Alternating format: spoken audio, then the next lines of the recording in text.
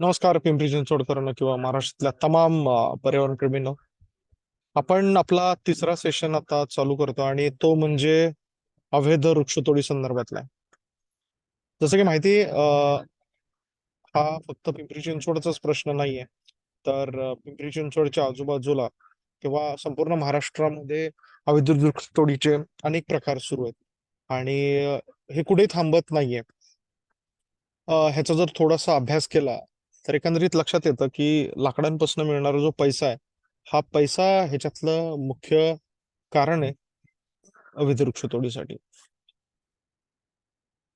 ह्याच्यामध्ये मूळतः एक गोष्ट लक्षात घेतली पाहिजे की वृक्षतोडींमध्ये दोन प्रकार आहेत. एक आहे वैध वृक्षतोड आणि दुसरी अवैध वृक्षतोड. ह्याच्या जर थोडक्यात आपण व्याख्या समजून घ्यायचा जर प्रयत्न केला तर वैध वृक्षतोड म्हणजे जिला कॉम्पिटंट ऑथॉरिटी किंवा संबंधित विभागाकडून ज्या वृक्षतोडीला परवानगी दिली जाते ती म्हणजे वैध वृक्षतोड. अवैध वृक्षतोड त्याला म्हणायचे की ज्याला प्रशासनाची किंवा कॉम्पिटंट ऑथॉरिटीची कुठलीही परवानगी न घेता जी वृक्षतोड केली जाते त्याला आपण अवैध वृक्षतोड म्हणतो. आता वृक्षतोड तर माहितीच आहे आपल्याला, त्याच्यामध्ये वैध अवैध काय हे पण आपण बघितलं. पण मग ह्याच्याने प्रॉब्लेम काय? जेव्हा काही दिवसापूर्वी अनेक वृक्षतोडीची प्रकरणं समोर यायला लागली आणि ह्याच्यामध्ये कुतूहल निर्माण झालं की हे का होतं, हे थांबवायचं कसं.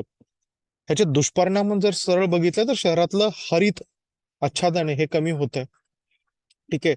आणि कुणीतरी ह्या गोष्टींचा फायदा घेत पैसे कमवले चाललेले आहेत आणि ह्याच्यामध्ये पिंपरी चिंचवडच नाही, आपल्या एकंदरीत पर्यावरणाचं नुकसान होतं. त्यामुळे ह्याचा थोडासा अभ्यास करायचं ठरलं आणि जेव्हा पुण्यातल्या आम्ही ज्याला आपण टिंबर मार्केट म्हणतो, लाकडाच्या बाजारपेठेमध्ये गेलो आणि तिथं गेल्यानंतर एक गोष्ट लक्षात आली की जसं आपल्या इतर धातूंना वेगवेगळा भाव असतो, जसं सोन्याला एक भाव आहे, चांदीला एक भाव आहे, पितळला एक भाव आहे, तांब्याला एक भाव आहे आणि आपल्या लोखंडाला साध्या ज्याला आपण MS म्हणतो, माइल स्टील्स, त्याला एक भाव आहे. त्याचप्रमाणे हेच प्रकार लाकडांमध्ये देखील आहेत.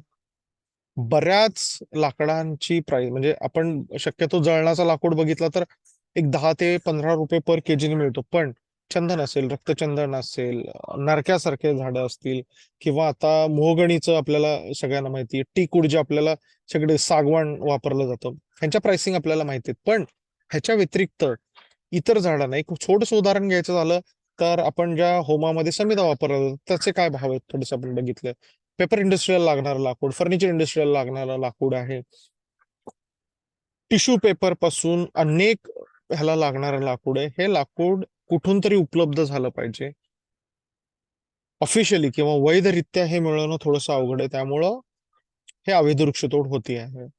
आता ह्याच्यामध्ये आम्ही ज्याला वूड माफिया किंवा लाकूड तस्कर हा शब्द खूप जबाबदारीने एवढ्यासाठी वापरतो की लोकांनी ठरवून ह्याच्यामध्ये अवैध वृक्षतोड करायला सुरुवात केलेली आहे. ह्याच्यामधला ज्यांना पैसा लक्षात आलाय किंवा ज्यांना ह्याच्यामधलं सगळी प्रशासकीय यंत्रणा ज्यांना माहिती आहे त्या लोकांनी हे सगळं सुरू केलेलं आहे. तर त्यामुळं ह्याला कुठेतरी थांबवलं गेलं पाहिजे. त्यासाठीच हा विषय मेन समजून घेणं आपल्याला खूप गरजेचं आहे की अवैध वृक्षतोड काय आहे, त्याला काय. पिंपरी चिंचवड मधली फक्त जर पार्श्वभूमी बघितली तर 2016 पासून आम्ही याच्यामध्ये काम करतोय आणि एकंदरीत लक्षात आलं की अवैध वृक्षतोडीमध्ये प्रशासनाचा हा सक्रिय सहभाग आहे आणि ह्याच्यामध्ये अ, पालिकेचे उद्यान विभागाचे जे 4 कर्मचारी आहेत हे सस्पेंड देखील झालेले आहेत. अनेक कर्मचारी याच्यामध्ये सक्रिय सहभागी आहेत, फक्त त्यांच्यावरती कारवाई होत नाही म्हणून ते आता सेवेमध्ये आहेत. पण प्रशासनाचा सक्रिय सहभाग आहे.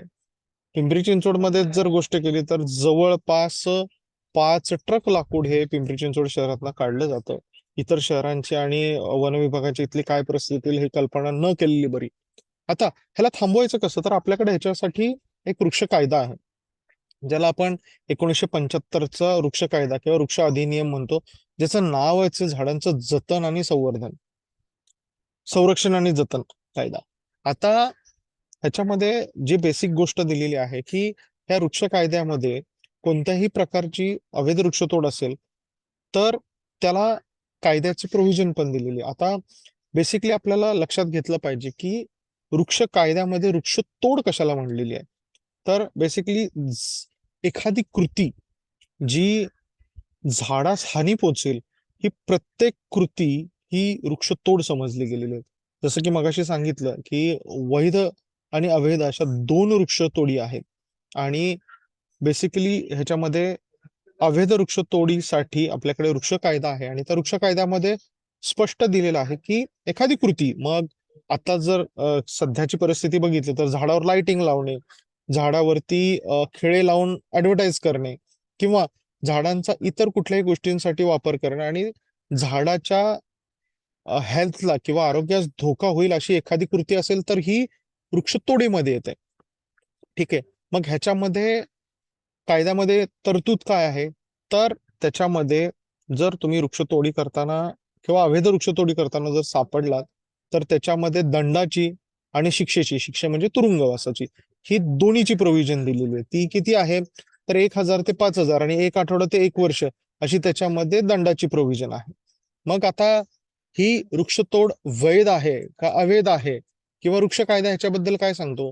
तर वृक्ष कायद्यामध्ये सरळ लिहिलेलं आहे की तुम्हाला वृक्ष प्राधिकरणाची परवानगी घेतल्याशिवाय कुणालाही त्या क्षेत्रामध्ये म्हणजे नागरिक क्षेत्रामध्ये किंवा अर्बन एरियाजमध्ये वृक्षतोड करता येणार नाही. इव्हन छाटणीसाठी देखील परवानगी लागते. बऱ्याच लोकांचा गैरसमज असाही आहे की वृक्षतोड किंवा आम्ही छाटणी करतोय, पण ती छाटणी करताना देखील जर झाडाचं संतुलन बिघडलं तर ते झाड मरू शकतं किंवा ज्या ठिकाणी हत्यारं लागणार आहेत तो जो भाग वातावरणाला एक्सपोज होणार आहे त्या ठिकाणी साधी आपली वोडोपेस्ट ज्याला म्हणतो ती लावून त्याच्यामधनं व्हायरल इन्फेक्शन जे झाडाला ते थांबू शकतो. तर असे त्या सगळ्या गोष्टी आहेत. त्यामुळे छाटणी करताना देखील परवानगी घेणं गरजेचं आहे. दुसरी गोष्ट, एखादा अर्ज वृक्ष प्राधिकरणकडे वृक्षतोडी गेल्यानंतर ना ते त्याच्यावरती डिसिजन घेतात. त्याचा एकंदरीत कालावधी 60 दिवसाचा आहे. हे तुम्ही अर्ज केल्यापासून ते 60 दिवसापर्यंत. पण काही ठिकाणी जर इमर्जन्सी असेल, आता इमर्जन्सीचा अर्थ असा होतो याच्यामध्ये की एखाद्या ठिकाणी जीवितहानी किंवा वित्तहानी जर होणार आहे तर तुम्ही डायरेक्टली फायर ब्रिगेडला किंवा पोलिसांना बोलून ते वृक्ष तोडून घेऊ शकता जर कुठे जीवितहानी आणि वित्तहानी होत असेल तर. पण इतरत्र वेळ तुम्हाला वृक्ष प्राधिकरणकडे किंवा उद्यान विभागाकडे एक अर्ज करून वृक्ष छाटणी आणि तोडणीची तुम्हाला अर्ज करायचे. त्यानंतर त्याचा पंचनामा केला जाईल. झाडाची स्थिती काय आहे, झाडाचा प्रकार कुठला आहे आणि त्याचं लोकेशन ह्या सहित सगळा तो पंचनामा बनवला जातो. त्याच्यावरती तो प्रस्ताव वृक्ष प्राधिकरणच्या बैठकीमध्ये ठेवला जातो आणि तिथं त्याला अप्रूव्ह किंवा डिसअप्रूव्ह म्हणजे त्याला मान्यता देण्यात येते किंवा नाकारण्यात येते. आणि मग त्याच्यानंतर देखील त्याच्यावरती त्या झाडांवरती त्या नोटीस लावणं गरजेचं आहे. आणि ही नोटीस लावल्यानंतर देखील 15 दिवस ते झाड तोडता येत नाही. म्हणजे वृक्ष प्राधिकरणाने झाड तोडायची परवानगी जरी दिली तरी देखील त्या व्यक्तीला त्या संस्थेला ते झाड पुढची 15 दिवस तोडता येत नाही. ह्याचं कारण असं की कायद्यामध्ये अजून एक प्रोव्हिजन देऊन ठेवलेली आहे. ती अशी आहे की एखाद्याला त्याच्यावरती हरकत नोंदवायची असेल किंवा त्याच्यामध्ये काही म्हणणं मांडायचं असेल तर ते वृक्ष प्राधिकरणकडे त्याला मानता यावं. वृक्ष प्राधिकरणला प्रत्येक वृक्ष तोडीच्या दिलेल्या परवानग्या विरुद्ध अशी एखादी हरकत आली तर ती हरकत ऐकून घेणे आणि त्याच्यावरती 15 दिवसामध्ये सुनवाई देणं गरजेचं आहे. मग ते एकतर समजा एखाद्याचं ऑब्जेक्शन असेल तर एकतर ते मान्य केलं जाईल किंवा रिजेक्ट केलं जाईल. ठीक आहे. तर ही सगळी प्रोसेस त्याच्यामध्ये आहे आणि हे करणं वृक्ष कायद्यानुसार बंधनकारक आहे. त्याचबरोबर झाडांवरती नोटीस तर लावायचीच आहे, पण त्याचबरोबर शहरातलं जे प्रसारित होणार सगळ्यात जास्त मोस्ट सर्क्युलेटिंग न्यूजपेपर जे असतील त्याच्यामध्ये त्याची ऍडव्हर्टाईज देणं हे देखील बंधनकारक आहे. जेणेकरून लोकांना जर हरकती नोंदवायची असतील किंवा कोणाला माहिती पाहिजे असेल तर ते करणं देखील बंधनकारक आहे. आता याच्यामध्ये अजून एक प्रकार असा आहे की वेबसाईट वरती देखील या सगळ्या परवानग्या आता टाकता येऊ शकतात. बरेच जण टाकत नाहीत. पुणे महानगरपालिका टाकते पण पिंपरी चिंचवड महानगरपालिका ते टाकत नाही. पण ह्याच्यामध्ये ह्या सगळ्या परवानग्या ज्या वृक्षतोडीच्या दिलेल्या आहेत त्या वेबसाईट वरती टाकणं हे बंधनकारक आहे. दुसरी गोष्ट ह्याच्यामध्ये जी वारंवार आपण एक मागणी करतो ह्याच्यामध्ये की झाडं तोडणे हा सगळ्यात शेवटचा पर्याय असला पाहिजे, ना की पहिला पर्याय असला पाहिजे. म्हणजे ठीक आहे, आपल्याला डेव्हलपमेंटचे प्रोजेक्ट्स करायचे आहेत, काही रस्ते बनवायचे आहेत, काही बिल्डिंग्स बनवायचे आहेत किंवा विकासाची कामं करायची, त्याच्यामध्ये झाडं अडसर ठरत असतात. पण झाड तोडणे हा पर्याय निवडायच्या आधी जर ते झाड पुनर्रोपण करण्याचा जर पर्याय आपल्याला निवडता आला तर त्याच्यापेक्षा चांगली गोष्ट दुसरी काही नाही. ठीक आहे, काही झाडं ही ह्या विकास कामांमध्ये बळी पडतील, पण जसं की वृक्ष कायद्यामध्ये देखील दिलेलं आहे किंवा गार्डन डिपार्टमेंट देखील सांगतं की एक झाड तोडलं तर त्याच्याऐवजी 5 झाडं. ते लॉजिक कसं बसतंय मला अजूनही कळलेलं नाही. कारण एक पूर्ण वाढ झाल्याचं झाडाचं जे कार्य आहे हे छोटी झाडं कधीही पूर्ण करू शकत नाहीत. तर त्यामुळे तरी पण ठीक आहे, एका झाडाच्या बदल्यात 5 झाडं लावून किंवा जिथे शक्य तिथे पुनर्रोपण करून ही झाडं वाचवू शकतो किंवा पर्यावरण आपण वाचू शकतो. आता होतं काय, की अशा परवानगी घेणं हे थोडंसं क्लिष्ट आहे किंवा बऱ्याच वेळा जर तुमच्याकडे व्हॅलिड रिझन नसेल, तर अशा वृक्षतोडीच्या परवानग्या नाकारल्या जातात. मग त्यासाठी आणि बेसिकली जसं मगाशी सांगितलं, की वृक्षतोड जी सगळी सुरू आहे, अवैध वृक्षतोड, ही लाकडातनं मिळणाऱ्या पैशापासून आहे. आणि ही उलाढाल किती आहे? तर हजारो मध्ये आहे का, लाखो मध्ये आहे का? तर नाही, ही करोडोमध्ये. आणि ह्याची लाकडाची डिमांड, ज्याला आपण मागणी म्हणतो, ही इतकी मोठी आहे की ह्याच्या पुरवठ्यासाठी अवैध वृक्षतोड करणं ही आता हे कंपल्सरी आणि कुणाचंही त्याच्यावरती कंट्रोल किंवा नियंत्रण नसल्यामुळे हे सगळं अंधाधुंद कारभार चालू आहे. तर आता बेसिकली एखाद्या ठिकाणी वृक्षतोड सुरू आहे, तर जसं सुरुवातीला देखील सांगितलं की वैध असते आणि अवैध असते. तर वैधचं तर मी आता सांगितलं की ती वृक्ष प्राधिकरणाकडे जाणं, त्याचं अर्ज करणं, त्याचं वेबसाईटवरती एक्झिस्टन्स असणं किंवा न्यूजपेपरमध्ये हेच कळतं की बाबा ही वैध वृक्षतोड आहे. ठीक आहे, ती शासनाने दिलेली परवानगी आहे. दुसरी जो भाग आहे की अवैध वृक्षतोड ओळखायची कशी, तर ह्याच्यामध्ये सिंपलशी गोष्ट आहे की अवैध वृक्षतोड ओळखायची कशी. जेव्हा एखाद्या ठिकाणी तुम्हाला वृक्षतोड होताना दिसत असेल, तुम्ही त्यांच्याकडे जा, त्यांना विचारा की तुम्ही झाड तोडता आहे, ठीक आहे, तर हे झाड तोडण्याची परवानगी तुमच्याकडे आहे का. कायद्यानुसार अशी परवानगी दिल्यानंतरनं वृक्षतोडीच्या वेळेस ती परवानगी बरोबर बाळगणे हे देखील कंपल्सरी आहे. त्याचबरोबर उद्यान विभागाचा निरीक्षक त्या ठिकाणी उपस्थित असणं गरजेचं आहे. ह्याचं कारण असं आहे की बऱ्याच वेळा छाटणीची परवानगी असते पण पूर्ण झाड काढलं जातं किंवा विस्तार फक्त कमी करायचा असतात तरी देखील 10-15 फुटावरनं ते झाड तोडलं जातं आणि त्याची प्रकाश संश्लेषणाची जर प्रक्रिया थांबली तर ते झाड मरण्याची दाट शक्यता असते किंवा बोर्डोपेस्ट बऱ्याच वेळा त्याच्यावरती लावली जात नाही. तर त्यामुळे वृक्ष छाटणी असू दे किंवा वृक्षतोड असू दे, त्याच्यामध्ये त्यांनी परवानगी तिथे असणं त्यांच्याबरोबर गरजेचं आहे. त्याचबरोबर उद्यान विभागाचा निरीक्षक तिथं उपस्थित असणं हे बंधनकारक आहे. ठीक आहे. आणि समजा ती परवानगी जरी त्यांनी दाखवली तरी आत्तापर्यंतच्या अनुभवामध्ये असं दाखवलं की बऱ्याच वेळा खोट्या परवानग्या, फोर्ज केलेले documents, forge in the sense किंवा फेक परमिशन ज्याला आपण म्हणतो, की त्या परवानग्यावरती आवक जावक नंबर नसते, त्याच्यावरती देयक तारीख नसते किंवा देयक नंबर नसतो, त्याला आपण इनवर्ड किंवा आउटवर्ड डॉक्युमेंट नंबर म्हणतो, तो नसतो.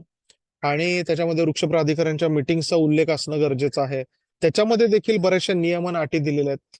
बऱ्याच वेळा पोलिसांची देखील गफलत अशी होते की एखादा कागद दाखवला जातो परवानगीच्या नावाखाली, पण परवानगीमध्ये दिलेली झाडं, तिथं तोडली जाणारी झाडं ही सगळी सेम आहेत का नाही, तारखा सेम आहेत का नाही, त्याच्यामध्ये इतर बाकी सगळे एक फक्त उदाहरण सांगतो की निगडी च्या राहुल नगरमध्ये एक वृक्षतोड होत होती आणि तिथे पोलिसांना आम्ही फोन केल्यानंतर ना पोलिसांनी तो ट्रक पकडला. पण तिथले एक माजी नगरसेवक आले आणि त्यांनी ती परवानगी दाखवून तो ट्रक सोडून दिला.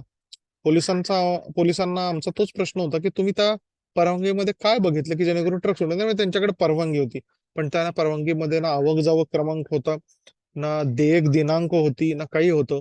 आणि एकंदरीतच ती खोटी परवानगी होती. कारण उद्यान विभागाच्या लोकांकडे ह्याच्या संदर्भातले सगळे फॉर्मॅट्स असतात.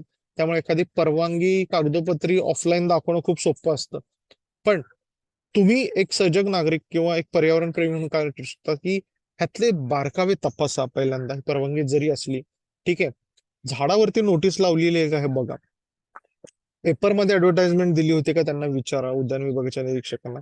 आणि ह्या सगळ्या जर काही गोष्टी आढळल्या नाहीत तर ह्याच्यामध्ये एक खूप साधी गोष्ट आहे, 112 नंबर जो आपला महाराष्ट्राचा आपत्कालीन नंबर आहे आणि वृक्ष कायद्यामधल्या 20 क नुसार 20C नुसार आपल्याला त्याच्यामध्ये कायद्याने एक प्रोव्हिजन करून दिलेली आहे वृक्ष अधिनियम मध्ये, की आपण ह्याच्यामध्ये पोलिसांना बोलू शकतो. आणि ही वृक्षतोड जर अवैध असेल तर पोलीस हे झाड वाचवण्यासाठी बळाचा देखील वापर करू शकतात. फक्त पोलिसांना देखील ह्या गोष्टी माहीत नसतात. तुम्ही पर्यावरणप्रेमी, वृक्षप्रेमी म्हणून किंवा एक सजग नागरिक म्हणून तुम्हाला ह्या गोष्टी माहीत असणं गरजेचं आहे, की तुम्ही 112ला कॉल करून तुम्ही डायरेक्टली सांगा की इथं झाड तोडलं चाललंय, त्यांच्याकडे कुठलीही परमिशन नाहीये. आणि वृक्ष अधिनियम 1975 किंवा ट्री ऍक्ट, वृक्ष कायद्यानुसार 20 क लिहून घ्या वाटलंच तर, 20 क नुसार तुम्हाला हे झाड वाचवण्यासाठी इथं येणं गरजेचं आहे. ह्या हेल्पलाईन, इमर्जन्सी हेल्पलाईन नंबर वरनं जवळच्या पोलीस स्टेशनला संपर्क केला जातो आणि ज्याला आपण पोलीस मार्शल्स म्हणू, तात्काळ मदत ही तुम्हाला मिळाली जाते. आणि समजा जर त्यांच्याकडे परवानगी नसताना अवैध वृक्षतोड होत असेल तर पोलीस त्या व्यक्तीला, ते सगळं लाकूड भरलेल्या गाडीला आणि त्या वापरल्या गेलेल्या सगळ्या हत्यारांना जप्त करून ह्याच्यामध्ये गुन्हा नोंदवू शकते.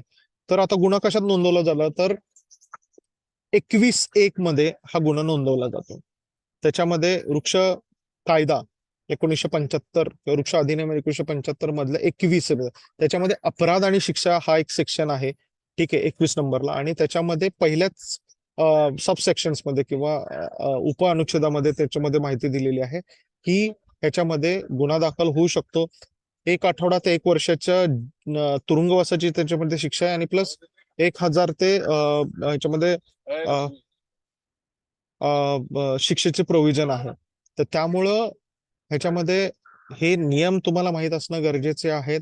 आणि उद्यान विभागाच्या लोकांना किंवा वृक्ष प्राधिकरणच्या लोकांना तुम्ही बोलून घेऊ शकता. ह्याच्यामध्ये एकच कायद्यामध्ये थोडीशी दुरुस्तीची गरज आहे, अमेंडमेंट म्हणून आम्ही देखील प्रपोज करतोय. आणि ते आहे म्हणजे सर्वसामान्य नागरिकांना ह्याच्यामध्ये गुन्हे दाखल करण्याचे अधिकार किंवा हक्क देणं. आत्ताच्या ह्याच्यानुसार एकच प्रॉब्लेम असा आहे की ह्याच्यामध्ये गुन्हे दाखल करण्याची किंवा पोलिसांना तक्रार देण्याचे अधिकार हे फक्त वृक्ष अधिकाऱ्यांना आहेत.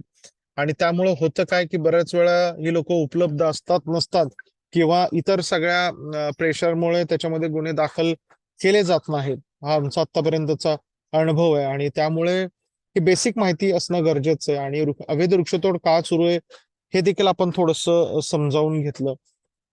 आणि त्याच्यासाठी काय करायला लागेल, कायद्यामध्ये काय प्रोव्हिजन्स आहेत, कसं आहे.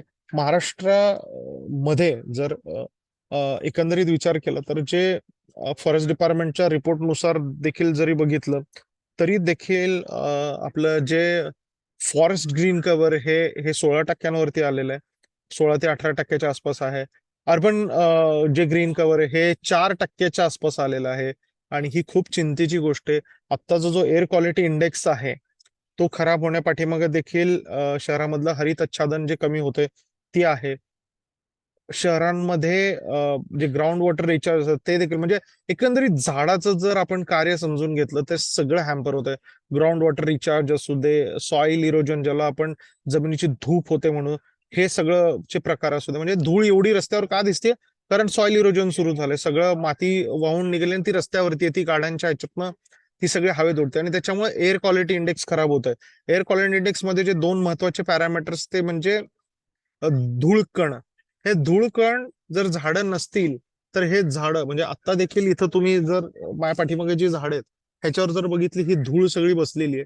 हे जर झाडं नसतील तर ही सगळी धूळकणं आपल्या श्वासामार्गे आपल्या फुफ्फुसात जाईल. मुंबईमध्ये जेव्हा आता एअर क्वालिटी इंडेक्स, किंवा दिल्लीमध्ये तर नेहमी 400च्या वरतीच असतो. ज्या लोकांना श्वसनाचे किंवा अस्थमाचे सिरियस प्रॉब्लेम्स आहेत त्यांना तर लाईफ थ्रेटनिंग दिलं होतं. आता सुप्रीम कोर्टाला, मुंबई हायकोर्टाला निर्देश द्यावे लागले की हे एअर क्वालिटी कंट्रोल करण्यासाठी इमिजिएट स्टेप्स करा. मग त्याच्यामध्ये परत त्याचे बांधकामांना परवानगी नाकारण्यात आली. परत त्याच्यामध्ये ते बिल्डर लॉबी देखील कोर्टात गेली. त्याच्यानंतर त्याच्यावरती ते हे करायला लागलं. पण किंवा आता पिंपरी चिंचवड मध्ये परत खर्च वाढवून वॉटर स्प्रेअर किंवा स्प्रिंकलर आलेले आहेत. जे काम झाड फुकट करतं ते आपण आता पैसे देऊन करायला लागलेलो आहे. इतक्या दिवस, थोड्या दिवसानंतर ना देखील तेच होणार आहे. जो ऑक्सिजन, जे कार्बन सिक्विजिशन ही झाडं फुकट करतात, आपल्याला पैसे खर्च करून हे करणार आहे. आणि आपण पर्यावरण डिस्टर्ब करता करता आपलं आरोग्य, आपल्या येणाऱ्या पिढींचं भवितव्यच आपण धोक्यात घालतो. त्यामुळं ह्या अवैध वृक्षतोडी विरुद्ध आवाज उठवणं, त्याच्याबद्दल बोलणं हे खूप गरजेचं आहे. त्यामुळं ह्या सेशन्सच्या माध्यमातून, जसं की आज संविधान दिवस आहे आणि पर्यावरणाच्या बाबत संविधानाने जो आपल्याला अधिकारांबरोबर जे कर्तव्य दिलेले, ह्या सगळ्या नैसर्गिक साधन सामुग्रीचं किंवा सगळ्या आपल्याला जे काही वारसा भेटलाय त्याचं संरक्षण जतन करणं हे आपल्याला एक जबाबदारीमध्ये आहे. तर त्यामुळे आपण जास्तीत जास्त याबाबतची अवेअरनेस लोकांमध्ये आपण निर्माण करूया. दुसरी गोष्ट म्हणजे, तुम्हाला जर हा व्हिडिओ योग्य वाटतोय, कामाचा वाटतोय, तर हा नक्की शेअर करा. हे सगळे व्हिडिओ युट्यूब वरती, ग्रीन आर्मीच्या युट्यूब चॅनल वरती अवेलेबल आहेत. आम्ही ते खुशाली ताई जॉईन झालेले आहेत. ताई, तुमच्या काही ह्याच्या बाबतचे सजेशन्स किंवा काही सूचना असतील किंवा तुमचा काही अनुभव असेल तर तोही शेअर करा, जेणेकरून लोकांना देखील त्याच्याबद्दल कळेल. किंवा मग आपण सेशन संपवायला काही हरकत नाही. खुशाली ताई, तुम्हाला काही बोलायचं असेल तर तुम्ही तुमचं मत, सजेशन्स, काही सूचना असतील तर तुम्ही याच्यामध्ये मांडू शकता. तुम्ही अनम्यूट आहात, सॉरी म्यूट आहात, अनम्यूट करून बोलू शकता.